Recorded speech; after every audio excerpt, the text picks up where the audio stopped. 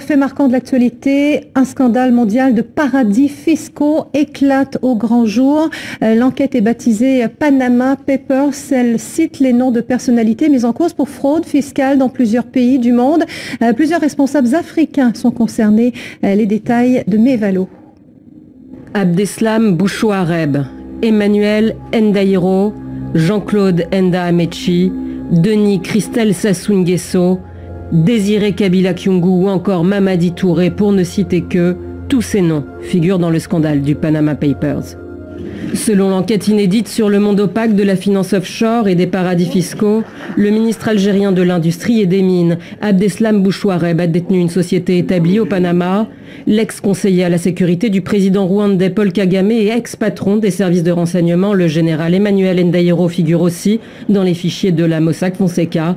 La société offshore dont il aurait été le directeur a été enregistrée aux îles Vierges britanniques à la fin des années 80, mais désactivée en 2010. Autre conseiller de chef d'État, Jean-Claude Enda Amechi, le nom du banquier ivoirien très proche de Laurent Gbagbo, apparaît en 2006 dans les fichiers de la firme panaméenne à travers une société offshore basée aux Seychelles. Si aucun chef d'État africain en exercice n'est personnellement cité, des proches de certains dirigeants en revanche le sont, comme le fils de l'actuel président congolais Denis Sassou Nguesso. Le nom de l'homme d'affaires et homme politique apparaît dès les années 90. Surnommé Kiki le pétrolier à Brazzaville, il aurait créé une société domiciliée aux îles Vierges. Du côté de l'autre Congo, c'est la sœur jumelle du chef d'État qui est citée. Jainette Désiré Kabila Kyungu apparaît comme une cliente de Mossack Fonseca. Enfin, la veuve de l'ancien chef d'État guinéen Lansana Conté, déjà citée dans une affaire de corruption, est aujourd'hui éclaboussée par ce nouveau scandale.